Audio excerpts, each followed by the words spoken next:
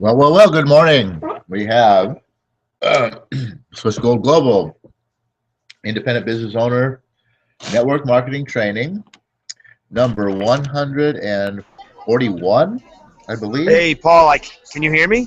Yeah, I hear you. I can't hear you. You can't hear me? I can't do the hangout because I'm at my son's graduation. Oh, well, that's a bummer. I know. I just thought of it when you sent me the first invite at 7:50. So you had quickly got up from your chair. I saw your handsome man body. All right, I'm Well, gonna cut this up. It's about to start here in a minute. no, Send me the we next one. already started. We're Oh, already sorry. started. So we're live. So bye. Okay, well, there you see it. John's not going to be here today because he is at his kid's graduation here from preschool. And yesterday I was talking to my brother and graduation from his son, graduation from kindergarten. And the other day I was talking to a guy in the line at the grocery store, the 7-Eleven or wherever I was, and he was talking about just coming back from his kid's graduation. And I said, "Oh, eighth grade or high school?" And he said, "No, fourth and fifth grade." Do we really have to graduate every grade? I mean, I don't know. That just seems crazy to me. Graduation is a special, sort of a life-changing event. It's a move from one era to another. Is kindergarten to first grade really an era? Is fourth to fifth grade really an era? I mean, I think sometimes we overdo it on some of this stuff. I I when I was a kid, we didn't even graduate sixth grade. We went from sixth grade. I mean, I guess we had maybe something. I don't know. I don't think we even had anything. You got your grades, great. You went off to your summer vacation, great. Next year you're in seventh grade. We had an eighth grade graduation, and then from eighth grade we graduated into high school, and then of course you have high school graduation, of course. But I don't know. Just you guys might like it. It's Is it good for the kids? I don't know. That's an interesting question because is the feeling of accomplishment? Yeah, it's great. You want to have the feeling of accomplishment throughout your life. You want to be rewarded for doing good things. Having that every year, I'm just not sure. I'm sure there's a good argument for why it's a good thing. I haven't gotten into that argument with anyone, but I I don't really have any reasons why it's a bad thing. It just seems odd to me. So anyway, children's graduations, graduating from everything. I forgot where I was really going to go now with that. He kind of threw me off, but I had some thoughts today. This is Freedom Friday, by the way. This is the Swiss Gold Global Independent Business Owner Network Marketing Training, number 141. I think I put on there. Yes, 141. It is Wednesday. Wednesday. Oh, okay. That's why I said that. Yes, 141. And we have come a long way, really. I do a phone call every morning from one of my mentors, Jeff Fagin, called the Street Smart Business Success Call. And every now and then, when Jeff goes out of town, he invites some of us who listen on the call to host the call. And the last time I hosted one was it was some time ago. It was at least a couple months ago. And maybe, I think it was about maybe 3 months ago. It seems like it was back almost to February. But anyway, I hosted a call. It was the second time I hosted the call. I think it was the second time I hosted a call. I think I've done 3 for him now. The first time I did pretty good because I packed a lot of material into. I packed like 25 minutes of material into 20 minutes, and so I mean I just boom, boom, boom, rattled it off really, really fast. So the reason why I did kind of good on that one is because I didn't have time to sort of think and miss things and use a lot of ahs and ums and all of that. Now we didn't do any kind of a review afterwards, but I felt that I did pretty good. So the second time I did it, afterwards, Jeff had made a point to have me go back and review my call to listen on how I delivered this phone call and the message in the call and all of the things that go with it. And so I listened to it and I was disgusted. I really honestly could not believe my speech patterns, how they came out, and the way that this message was delivered over the phone was horrid. If I was listening on that call, I would have hung up almost immediately because it was just, what is this? And so between then and now, in just a couple of months, I just hosted another call for Jeff this past New Up Day. No, Tuesday. It wasn't New Up Day. And a quick apology for New Up Day. You know, one of the great things about what we do here is that we have freedom in our lives to kind of do whatever we want whenever we want. Now, not 100%, not as much as we want, not as much as we're shooting for. It's not like I could say, hey, you know what? I'm calling the airline right now and booking a plane ticket to Bora Bora, and I'm leaving tomorrow, and I'll be gone for 5 days. Not quite there yet, but that's coming. And that's what you want to be able to have, I'm sure, too. So I do want to apologize for Monday. So we were planning, or for New Up Day, we were planning to have the presentation, but something came up. We work Saturday and Sunday like we normally do. New Up Day. Actually, on Sunday, found myself 100 miles away in Tucson, and I thought, I'm going to look up an old friend of mine. And I looked, found him, and we hung out together. Me and him and his wife and his two boys hung out together for the evening, shooting the bull on some old times and whatnot. And next thing you know, it's getting late. Had a couple drinks. He says, "Why don't you sleep on the couch?" And I said, "Well, I'll sleep on the couch if you'll get up in the morning and we'll go play golf." So got up and went and played golf instead of being here on the Hangouts with you. But again, it's because, we have the freedom in our lives, John and I both, to sort of do to a certain extent right now, not completely yet, but to be able to do what we want to do when we want to do it. So we just made the decision to, and John had something that popped up as well too. And so it's just like, you know what? We don't have to do the Hangout today. Anyway, back to where I was at, which was, Jeff's call, reviewing Jeff's call. So from that second call and that horrendous review that we had, I had the opportunity this past Tuesday to do another call for Jeff, and I was listening to it yesterday on the replay, and wow, what a difference. I mean, night and day. The first call, I will tell you a few embarrassing stats. I had probably in 20 minutes now, I think I had over 100 ahs. I think I had something like, or not ahs, but uhs.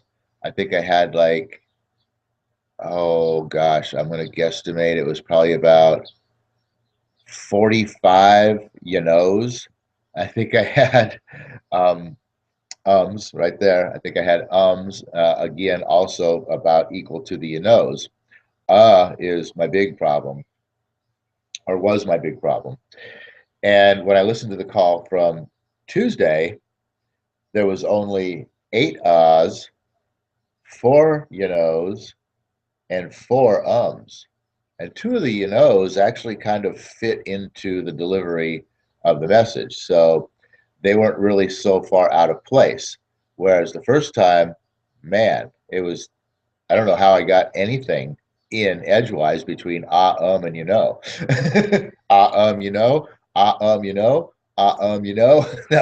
was pretty much my 20 minutes right there. And I got to give a lot of credit to coming here and doing these Google Hangouts because, and especially I got to give a lot of credit to Jeff for putting me through that exercise and having me go back and analyze my delivery and my phone call there. And not just the ahs, ums, and were bad. I mean, I just had a super monotone, boring delivery. There was no audience engagement. There was no enthusiasm whatsoever. It was the whole thing was horrible.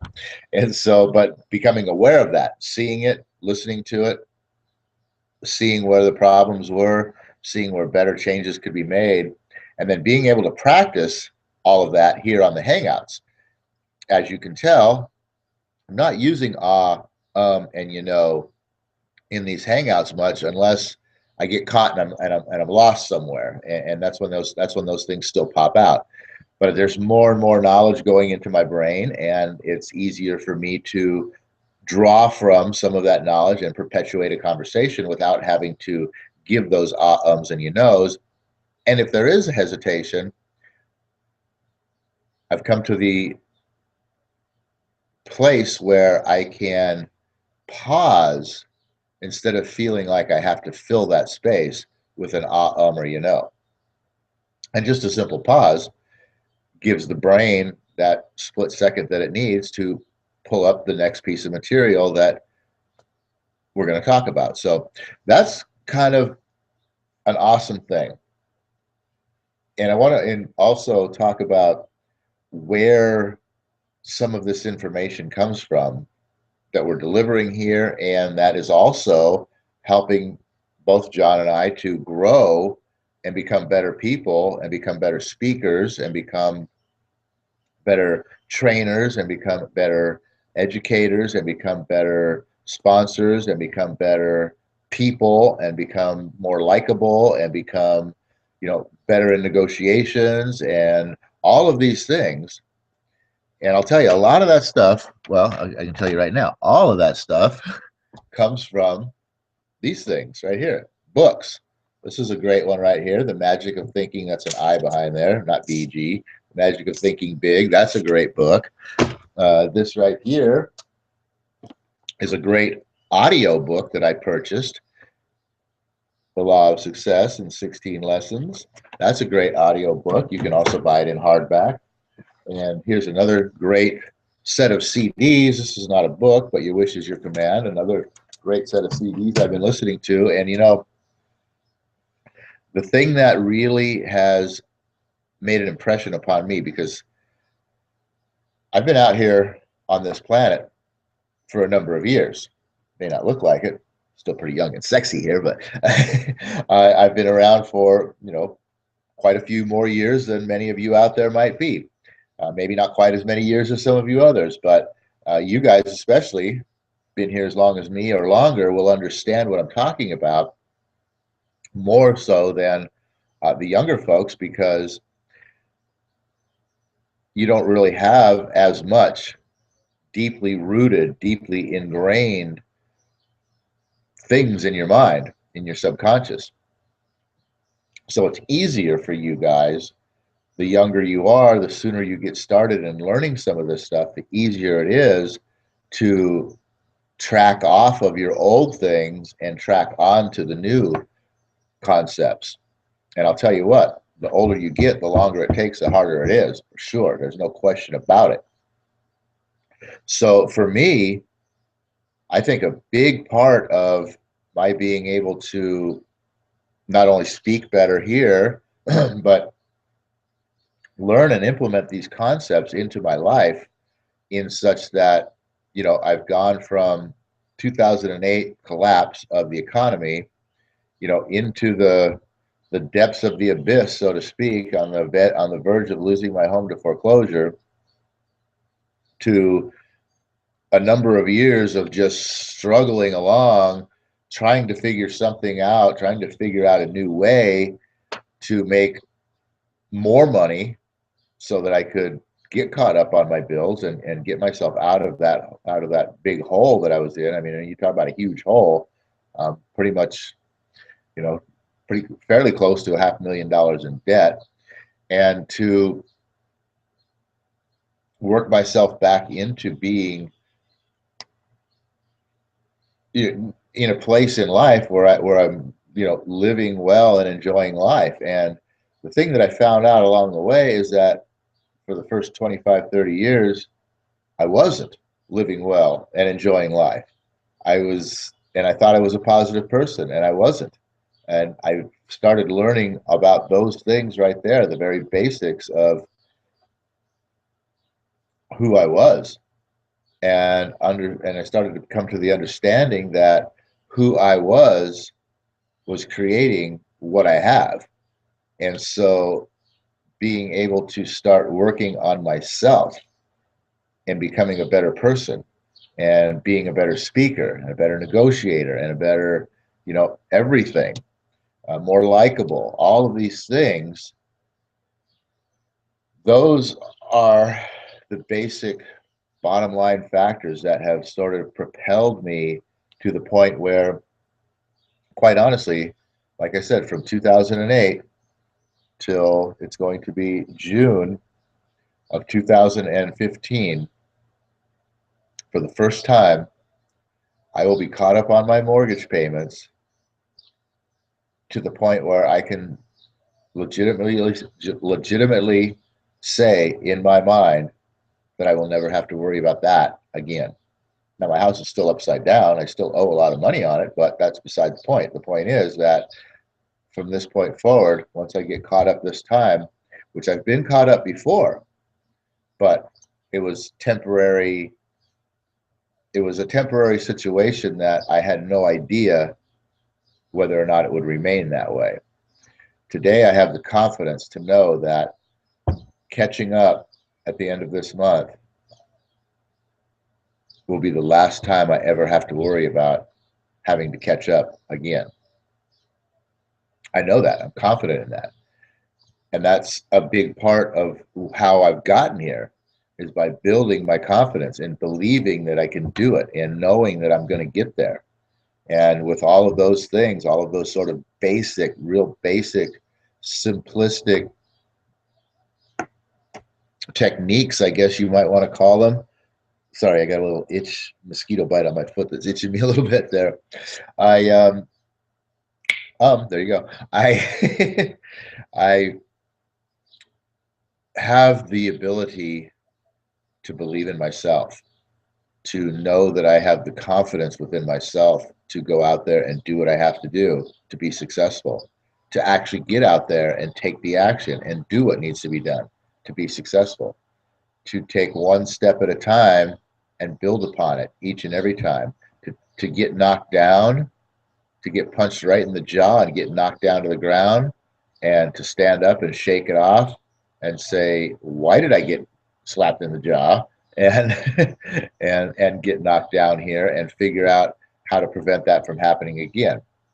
All of these sort of simplistic things, this very, very basic working upon yourself, systems and concepts and ideas, all of that is the only thing that has gotten me to where I am in being in this position, to where I know there's no looking back and there's only going forward and getting better, bigger and better and greater things in my life. But I also know that I have to continue this looking at and working on these very basic things, because I still, if there's a scale of 1 to 10 as the level of person that you can be, as far as the type of person that you yourself have to be in order to achieve certain levels of success in life, I still got a long way to go. Maybe, have I reached a 5? Maybe 4. I'm thinking a solid 4. I'm pretty sure I could classify myself as well beyond a 3 into a solid 4. Maybe working on graduating into 5 at this point in time, but that's barely halfway to what true success and what the type of person that I really need to be in order to have the real success that I want. So there's still a long way to go. There's still a lot of things I need to work on. And the thing is, working on these things is all in here. This is where you work on them. But it's not easy to do because you have all this other stuff, all this old baggage that is, like I said, so deeply rooted and ingrained in there that you very easily slip back in to the old way and the old thinking. And it's very difficult at first for you to try to catch yourself in doing that. You read a concept, or you hear a concept, and you're like, okay, I want to apply that. And you go out in your day, and maybe for an hour, you're applying that concept, and you're catching yourself slipping back to your old ways. You're like, oh, no, no, no, we don't do that now anymore. We do this. And the next thing you know, after an hour, something's caught your attention, you got distracted, and something else has slipped you back into your old way of thinking, and the rest of your day happens just as it did before. So you have only a very little bit of positive input and changeable input going into your mind each day, and you very easily slip back. So that's the hard part right there, is your willingness to change right there, and your ability to change, I think, is a key, because some people have more of an ability to stay focused upon, hey, I'm going to do this all day today. This is the one thing that I'm going to focus on today, and I'm going to do it. I'm going to apply it. And some people have a better focus to be able to do that. Some people don't. And it's very hard for the people that don't to really get sort of these new ideas, to regroove, create neural pathways, new neural pathways in your mind to regroove your record, so to speak, so that it plays a different tune. And so that's where the difficulty really lies. The older you get, making it harder and harder to make those things happen. So with that, I just want to say that reading these books, listening to these audio CDs, I will tell you for sure, 100%. I just got that Law of Success one, but this Your Wish is Your Command that I had, I've been listening to that thing. That's the only thing that's been in my car. Every time I get in the car, push the button, that was on. And it was on for months. And you know what? Just constantly having that stuff coming into my mind helped me to keep my mind from drifting back into the other ways. If I turned that radio off and this wasn't playing, within minutes, boom, I'm thinking, yelling at somebody on the highway, or, thinking about something that I shouldn't be thinking about. Within minutes, it would happen. And for a few minutes, I'd catch myself and draw myself back out of it, but then right back into it again, and back and forth until I got stuck there. So turning those CDs on and having this stuff continually coming into your mind, especially the older you get, it's powerful. You've got to have that. You've got to have that stuff coming straight into your mind all the time, so that you are thinking that way, the way that you need to be thinking, because otherwise you're going to think the old way. Anyway, with that, we're out of time here for Freedom Friday. Everybody have a great climax here, 2-day climax at the end of our strong session. And we will definitely see you back here on New Op Day to go through the Own Your Life, the 45-second presentation, and finish off with the sort of objectionable questions. All right, everybody, be strong.